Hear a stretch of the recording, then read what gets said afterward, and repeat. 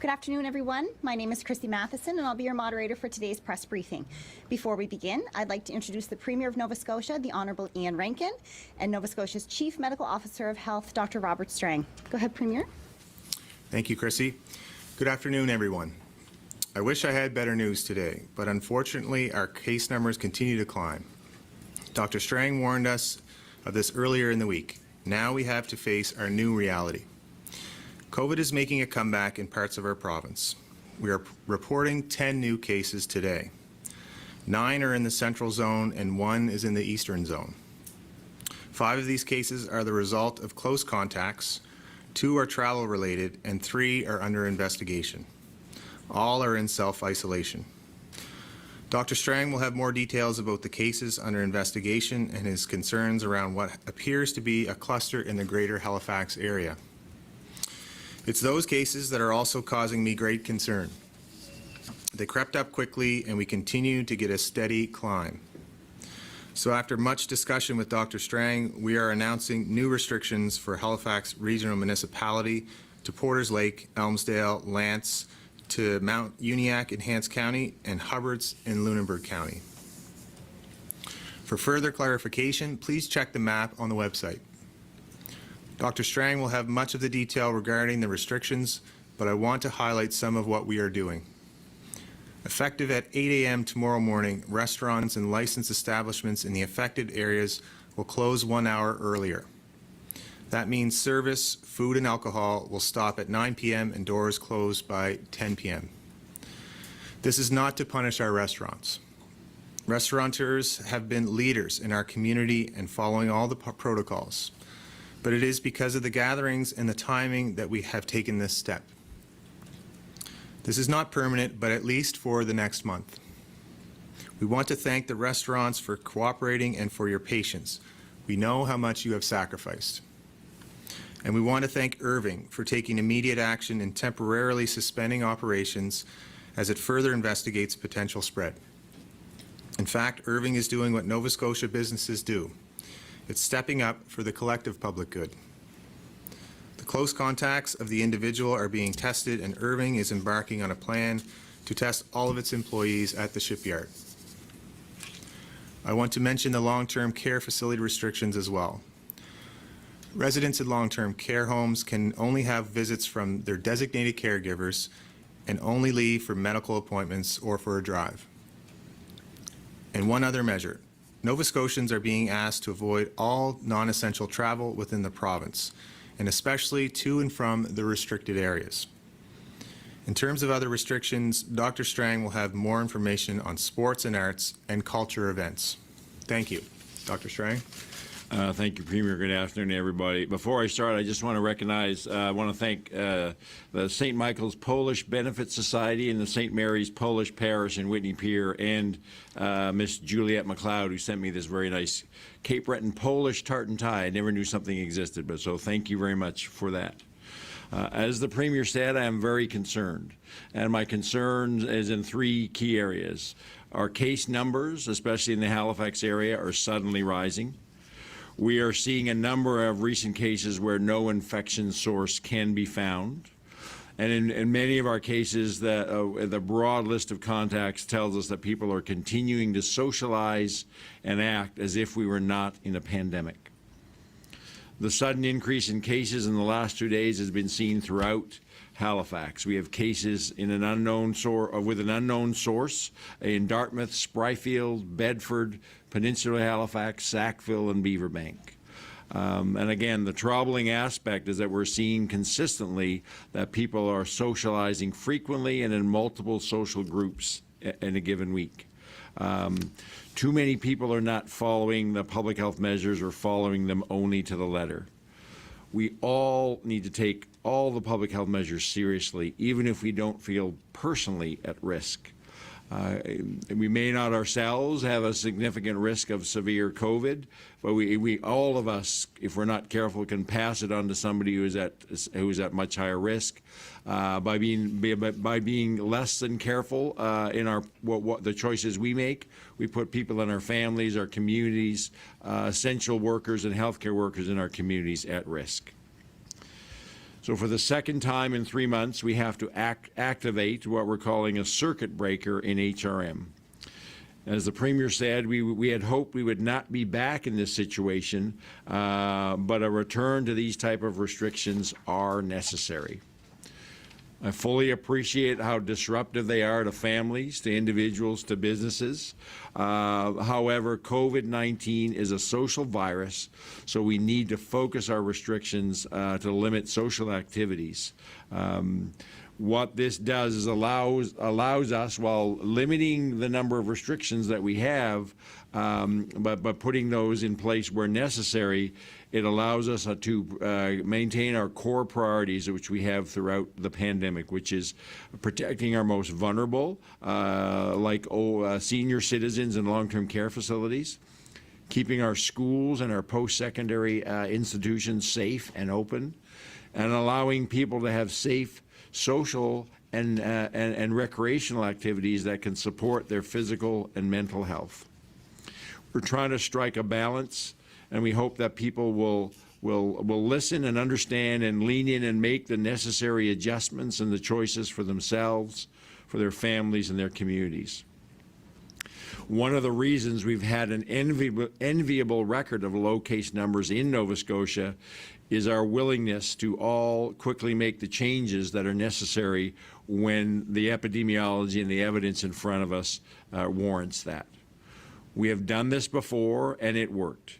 We are now moving even more quickly than we did in December to resolve this outbreak. What we're working to avoid is to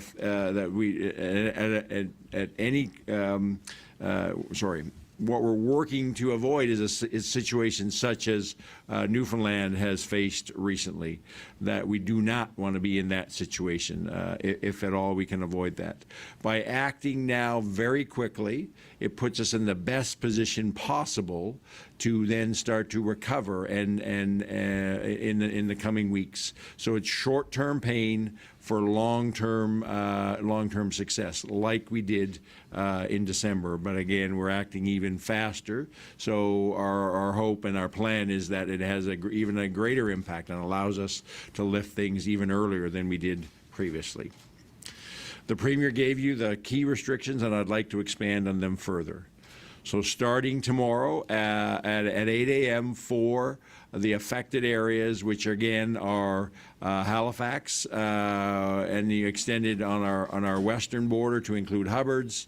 The northern part of HRM includes Mount Uniacke, and then the Hants Corridor, Enfield and Elmsdale, and it extends out to Porter's Lake. So for that, for all those areas, licensed establishments will stop serving at 9 p.m. and close by 10 p.m.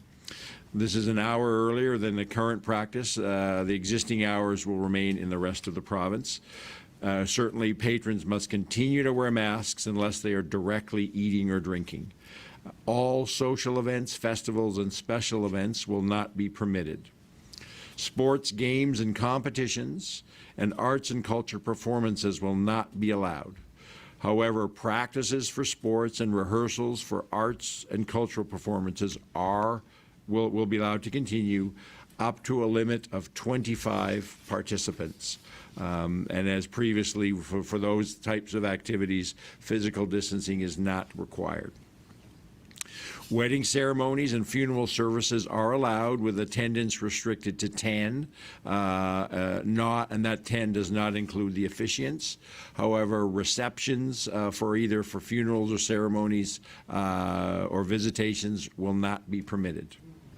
Non-essential travel in and out of the affected areas should be avoided. This means that right now, starting tomorrow, people from the Annapolis Valley or the South Shore, for example, should not be looking to come shopping in HRM. Individuals living in HRM should not be looking just to go visit family and friends in Truro or up in the Annapolis Valley. Essential travel is okay if you have to travel in and out for work. For medical purposes, you've got legal or child custody issues, that's fine. But non-essential travel in and out of the affected areas should not be happening. And because we must protect our most vulnerable, there will be no more visiting at long-term care facilities in the affected area, except for designated caregivers and volunteers. And there are no trips by residents out into the community, again, in these affected areas. Some of our public health measures that are in place right now across the province won't change, so I just want to highlight those as well. The household gathering limit and general gathering limit remains at a total of 10.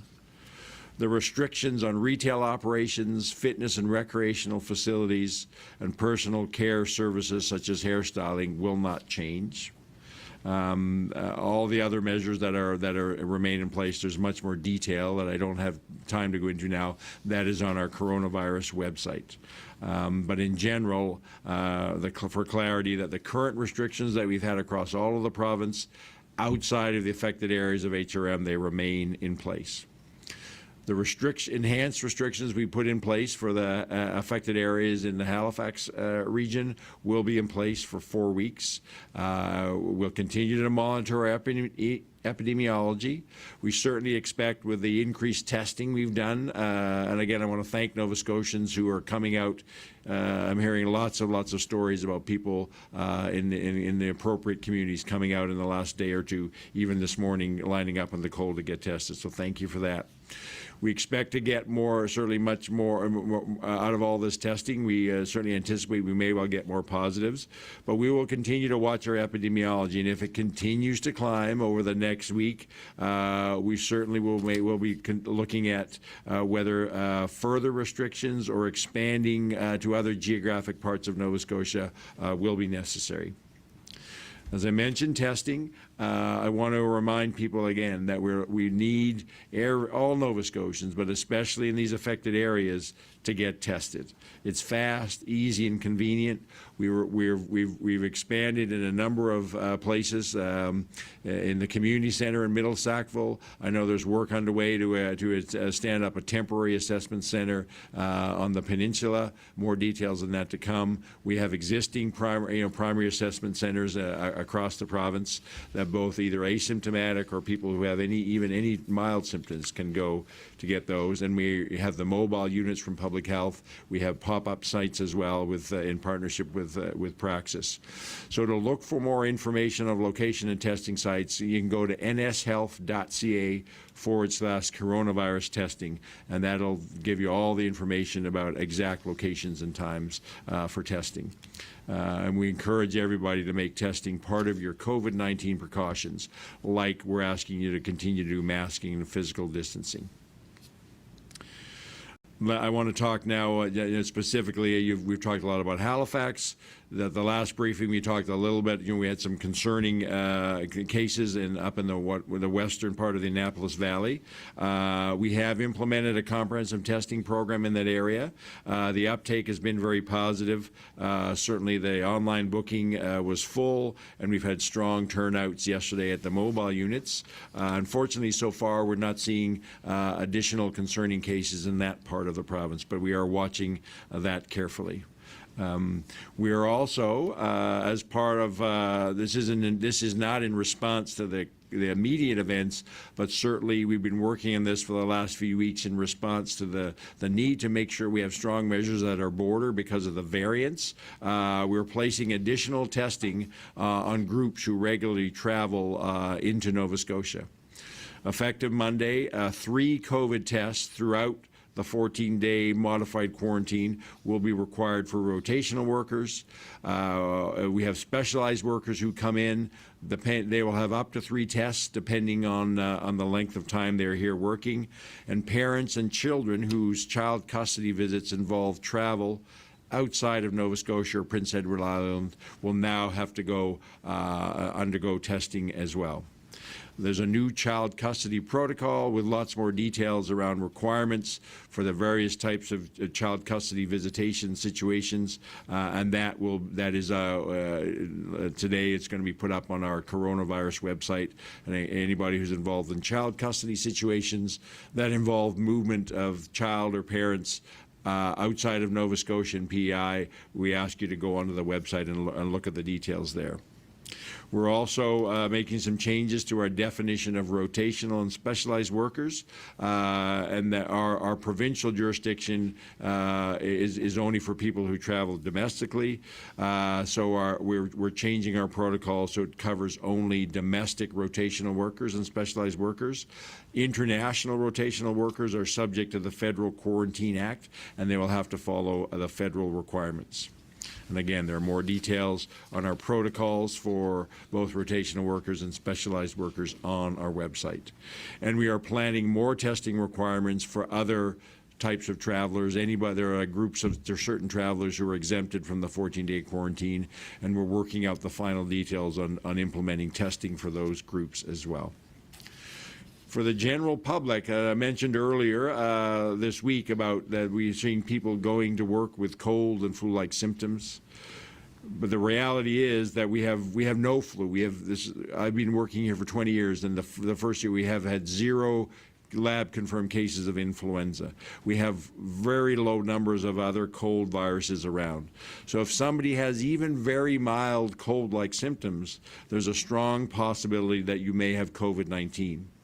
So even if you have a single mild symptom, like a sore throat, or maybe you have a sore throat and a bit of a stuffy nose, that could be COVID. So symptoms that you may think, that we were hearing lots of stories, people saying, oh, I just got a bit of a cold, I can still go to work or go out and be active. You can't. Even with very mild symptoms, even a single symptom, you need to stay home, book a test, and make sure you don't have COVID-19 before you go back to work and resume any other activities. It's also important that workplaces need to continue to include COVID-19 protocols, including symptom screening, wearing masks in common areas, and practicing good physical distancing in meetings and other work environments. It's important that workplaces continue to do that. Labor and Advanced Education is going to be sharing new and more detailed guidance for workplaces directly with employees in the coming days. A healthy workforce is important. It's good for business, good for our community, and important part of fighting the pandemic. Before I close, I want to share some positive news. Today, Health Canada announced approval of the COVID-19 vaccine from AstraZeneca. We are awaiting guidance from the National Advisory Committee on Immunization as to how exactly this vaccine should be used in Canada. And those conversations are actively happening now that we have that Health Canada approval. But let me end today by leaving you with a path forward out of the current situation we're in and the need to impose tightened restrictions in the Halifax area. If you're socializing in large or a variety of different groups or settings, or socializing without masking, you need to stop. If you're going to work or going out and about with even one mild symptom, you need to stop. If you haven't made testing part of your COVID-19 precautions, you need to start. And if we want to see these restrictions end in 4 weeks, we all need to continue to follow the letter and the spirit of the public health measures. We've been at this for a year. I know people are tired. I know it's hard. But we have to stick with it for, as we talked about on Wednesday, the next 2 to 3 weeks, and then we're in a very different position. So we're getting close to the end, but we cannot give up now. We have to get this current surge of cases under control and do that quickly. And just because you can do something doesn't mean you should be doing it. It's important that people understand we have things that you have to do under their public health restrictions, but that's the starting point. People also need to think and use their common sense about how they go further and make sure they're doing everything they can do to minimize the risk of transmitting the virus from one to the other. We are still in the middle of a pandemic. So right now, we need to be getting back to thinking about, for the next 2 to 3 months, that we can go to school, go to work, get our essential shopping, meet with our families and close friends in very careful ways, but that's it. If we keep following that, we will get through the next 2 to 3 months. We'll now go to questions. We'll do one question and one follow-up in the amount of time that we have for today. We'll start with questions in the room, and then we'll go to the phone. First question will go to CTV's Natasha Pace. Dr. Strang, why did the province set up a pop-up testing site at Irving, but not, for example, somewhere where Halifax transit workers could access it? A lot of them are having difficulty getting time off work to get a test done. So we're working with Irving to make sure that we've had all their close contacts identified. That was our first priority. There's almost 2,000 workers at that work site, and that the large volume of workers really meant that we needed a priority to get everybody else tested, and but to do that volume of people, the most logical thing is to bring testing into that large work site. It's by far the biggest work site of anywhere in the province. The other piece is that we have workers come from well outside of HRM in many ways, so we need to be rapidly test everybody. The most logical thing to do was to stand up a testing site right at that work site.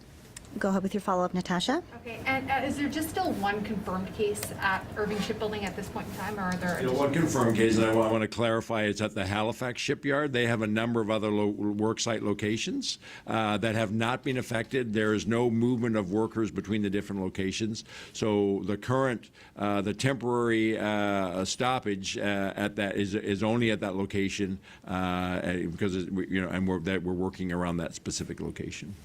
Next question will go to Jack Julian with CBC. My question is for Dr. Strang.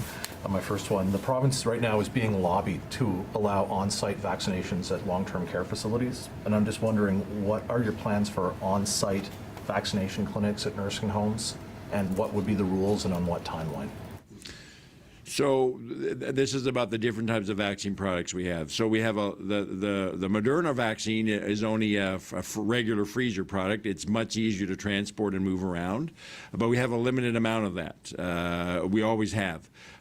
So what we've done, we've moved the Moderna vaccine to long-term care facilities and using that to vaccinate residents, designated caregivers, and people who have difficulty getting vaccinated elsewhere. For the staff, we're using the Pfizer vaccine, and so we're getting staff at the long-term care facilities to go to one of the many healthcare worker clinics that we have around the province. It's simply because we need the limited amount of Moderna we need to use for vaccinating in the facilities. And so that needs to be primarily for residents. Staff can go elsewhere. They're able to move out of the facility and go get vaccinated. So they can do that. And we've made, they have easy access. We have many healthcare worker clinics around the province. Go ahead with your follow-up, Jack. In terms of a follow-up, what percentage of residents have been vaccinated in long-term care facilities? I don't have an exact number. We're having a technical briefing on Tuesday with a much more detail, and we'll have much more detailed numbers, including things like that, next week. Next question will go to All Nova Scotia's Lindsay Armstrong. Thank you. A question for the Premier. Given what Dr. Strang has just said about the importance of staying home from work right now if you have a stuffy nose or cold-like symptoms, I'm wondering what you would say to the numerous workers in Nova Scotia who do not have paid sick time and who may financially not be able to take time off work.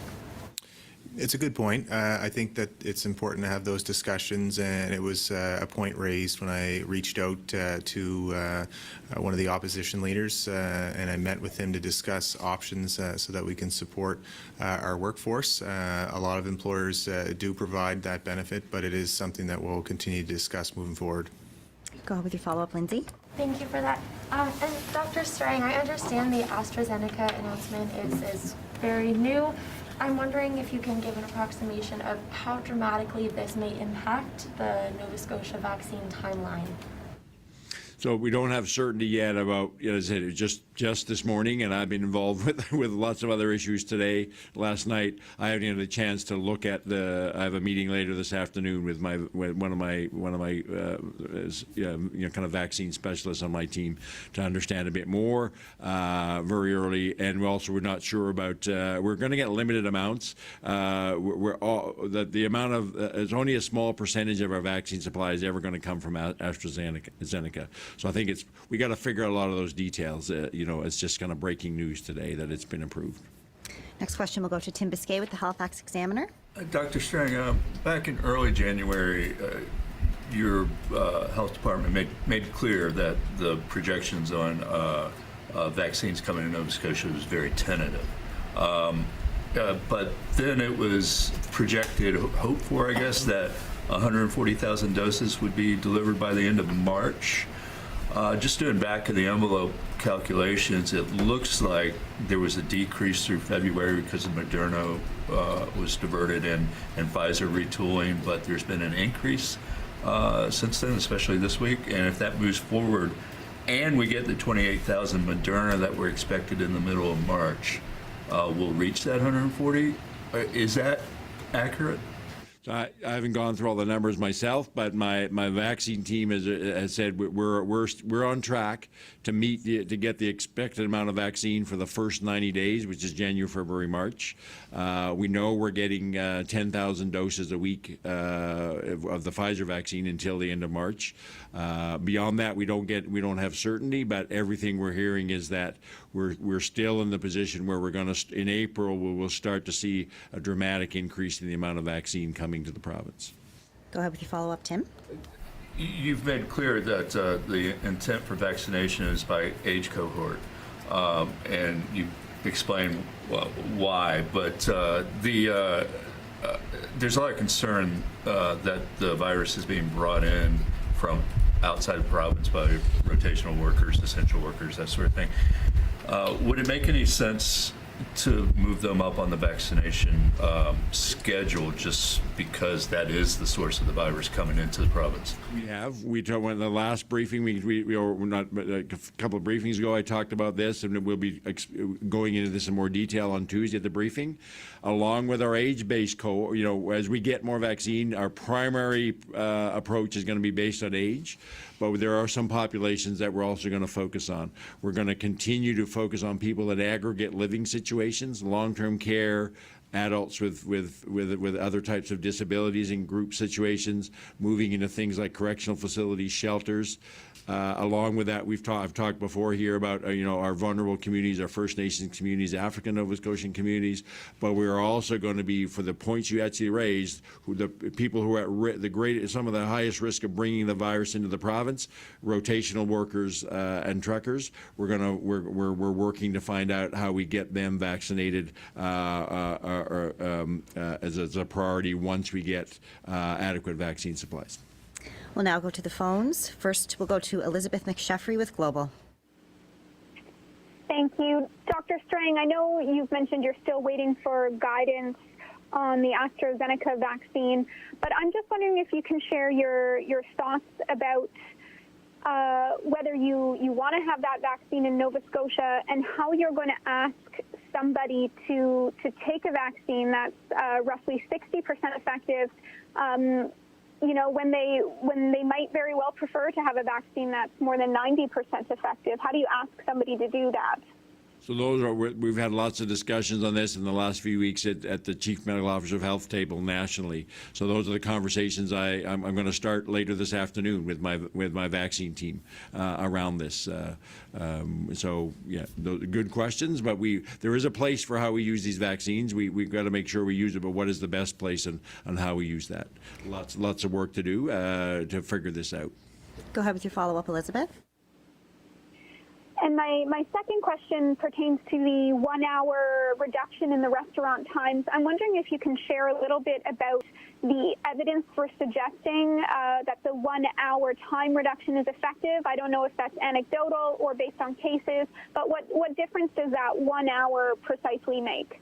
So the 1 hour itself, it just, what it does mean, what we're really trying to focus on is that we know that in settings, any type of setting where people are in close proximity for longer periods of times, especially when they don't need to wear a mask, which includes places where people are eating and drinking, that is certainly settings that are at significant risk for transmitting the virus. What we're doing with the restaurants, we always try to find a balance. How do we allow an activity to happen as much as we can and allow a business to operate as much as we can, knowing that to shut something down completely has its own set of significant impacts. So we're trying to find a balance to allow our restaurants to continue to operate. But in some ways, what this does, it sends a very strong signal to the public that we need to actually be smarter We've had too many people are going out to multiple restaurants many times a week. That the restaurants themselves are not problematic. They're doing a very good job, but how the public are using the restaurants, the frequency, the going to restaurants different times with different groups of people, the choices people are making when they go out to dine is problematic. So part of what we're doing is working to keep the restaurants open as much as possible, but also sending a very strong message, because the business model of restaurants is built on socializing. So it's finding that balance of sending a message to the public that excessive socializing cannot happen, but also trying to minimize the impact on the restaurant sector. Next question will go to Danielle Edwards with the Canadian Press. Hi. I think this question is probably best given to Dr. Strang, but I'm curious about whether or not there's a concern the increase in cases is connected to the variant of the virus that originated in the UK. That's certainly one of our concerns. We've sent off a number of tests of this week for variant testing because they still have to go to the national lab. We won't get a result back. There are some delays in that, even if we request urgent testing. Certainly, one of the initial cases up in the Annapolis Valley was a variant strain, and that's one of the reasons we moved in there very quickly with testing. But fortunately, we're not seeing signs of further spread, at least in these early stages. But one of the reasons we're acting even faster now than we did in December is because of this concern around a variant. And if you let a variant start to spread, as Newfoundland is an example, it's very hard to control. Go ahead with your follow-up, Danielle. In the case that there is evidence that the variant is cause of the recent spread, what sort of restrictions will Nova Scotians see put in place? So the measures you use to control the spread of the virus don't change just because you have a variant.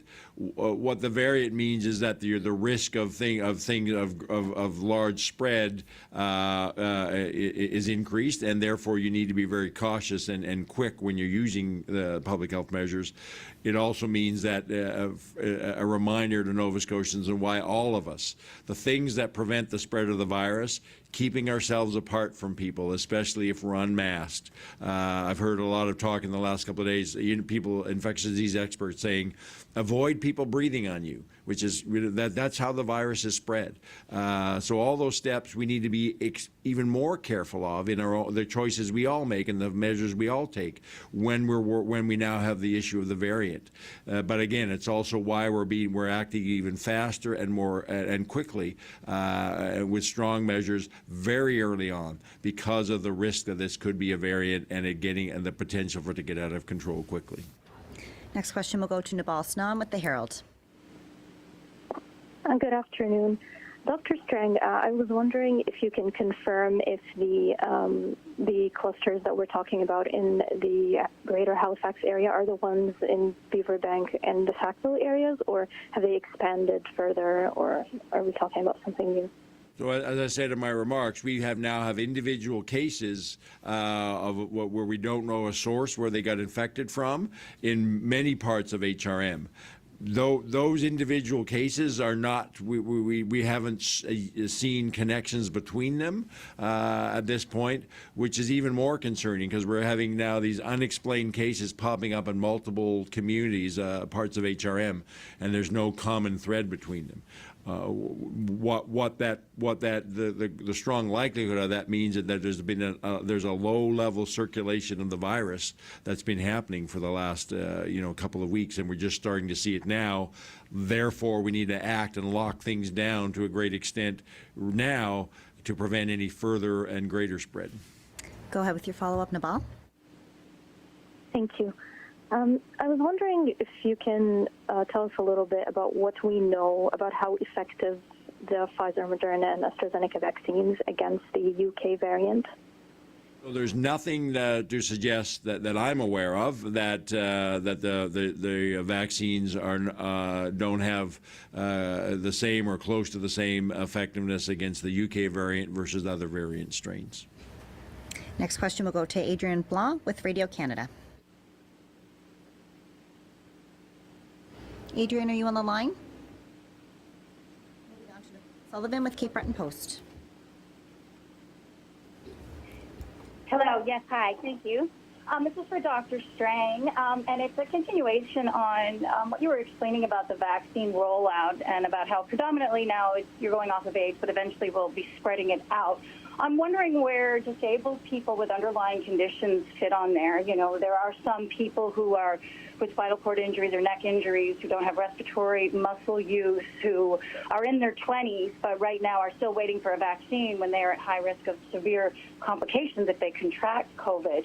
So I'm wondering, like, why aren't people like in this category, disabled people with underlying conditions like this, being looked at as a case-by-case basis for early vaccination?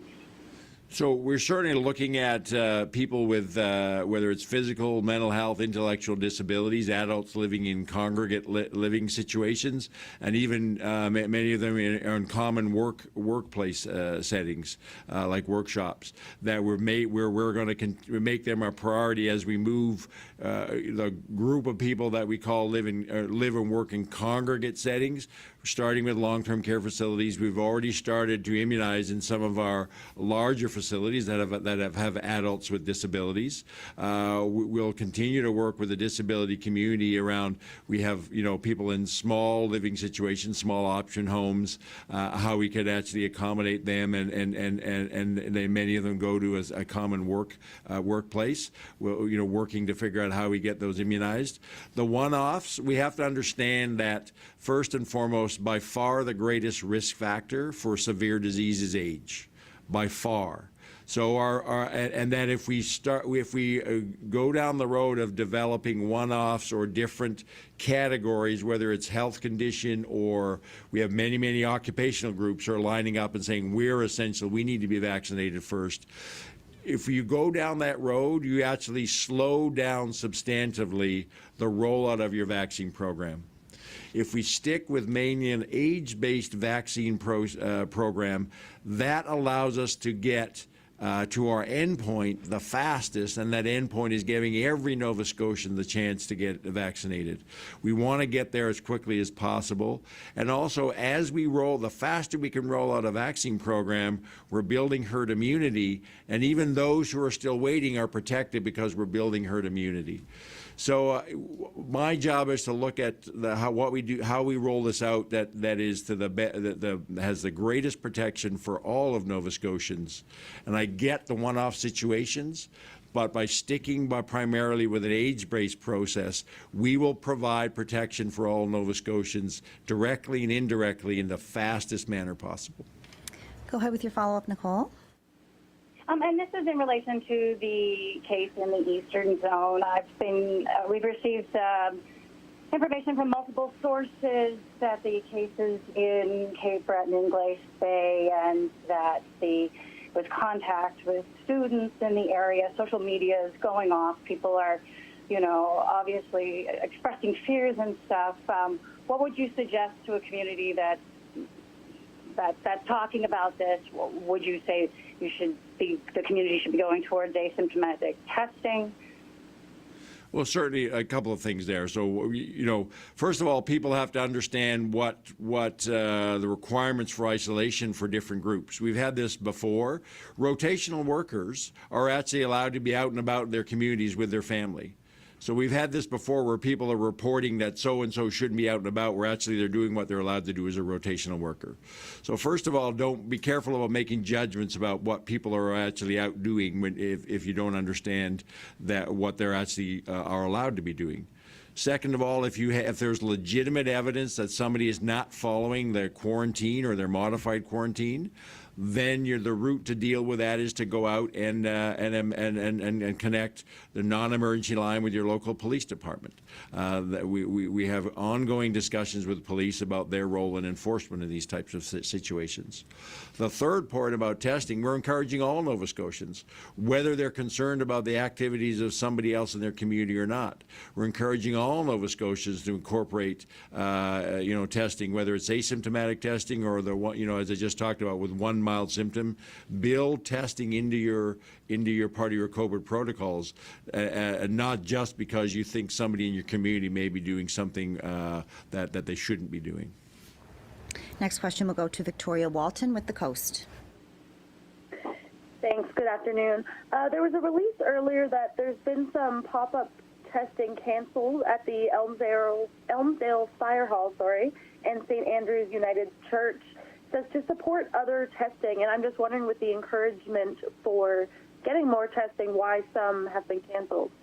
So there's no doubt that we are stretched right now with our testing resources. I do want to give credit, though. In the last 24 hours, the Nova Scotia Health has done amazing work in terms of bringing people and in both for the laboratory and the primary assessment centers and other ways to get people tested, the mobile unit, etc.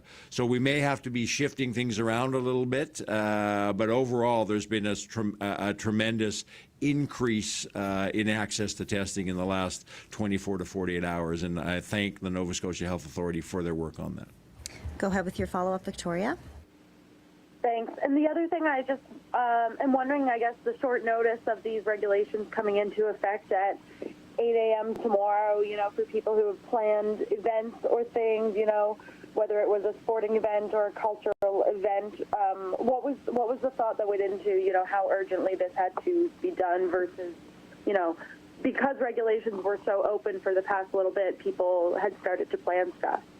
Well, I mean, we certainly recognize that the imposition that it puts on people and businesses and organizations, but hopefully people have understood that as we go through this pandemic, that we don't have the luxury of announcing something and waiting for it to come into effect for a week. That we have to act, and we have to act fast. And I apologize, and I'm sorry for the burden that places on people, but I'd much rather apologize for that than to sit here and have to apologize why the virus is now out of control because we didn't act quickly. Next question will go to Jean Laroche with CBC. Good afternoon, Dr. Strang. I just want a clarification in terms of the Irving situation. If memory serves, and correct me if I'm wrong, when we had the outbreak at the Eden Valley plant in the Valley, the government ordered the plant closed. You're not doing so with Irving. I'm curious to know why there's a different approach in terms of the shipyard.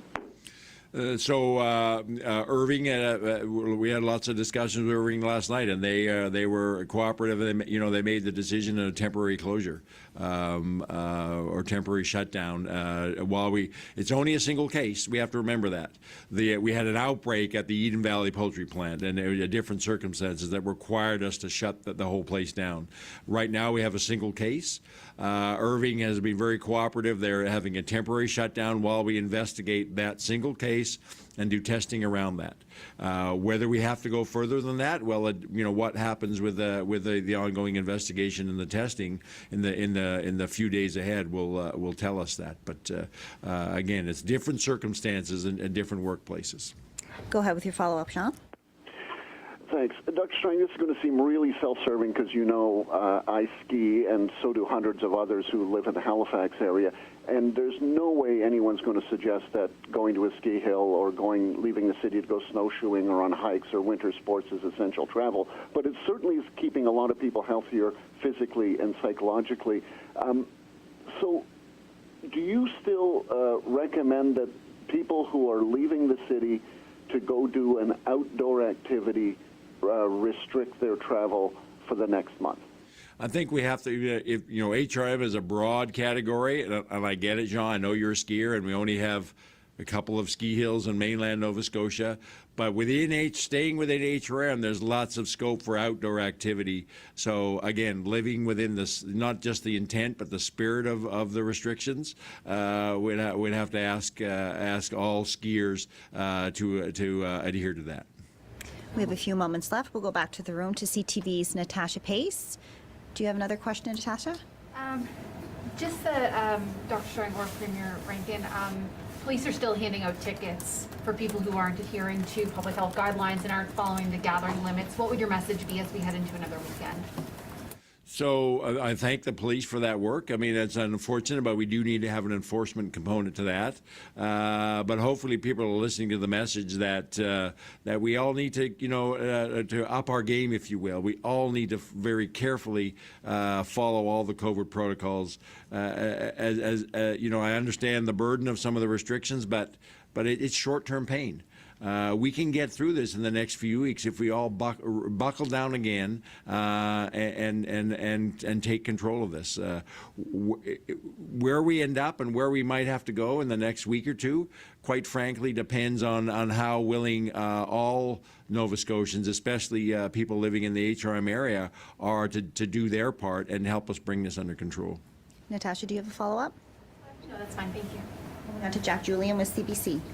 This is for Dr. Strang again. I was just wondering, can you typify who it is that's socializing with multiple groups, not wearing masks, and who it is that's going to work with just a single symptom? So I'll start the single symptom. We've only had a few cases, but unfortunately, several of our cases in the last 48 hours have been people, and it's human nature. I mean, we for decades we've been saying, well, I can still go to work, I got a bit of a cold, etc. But this is COVID.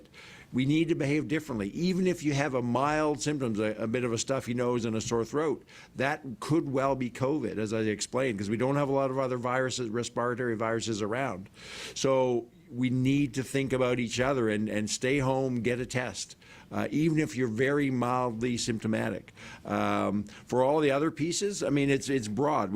As we investigate cases and their contacts, clearly people have become far too relaxed. And we're acting in the last few weeks that, and maybe it's because people felt Nova Scotia's done such a good job.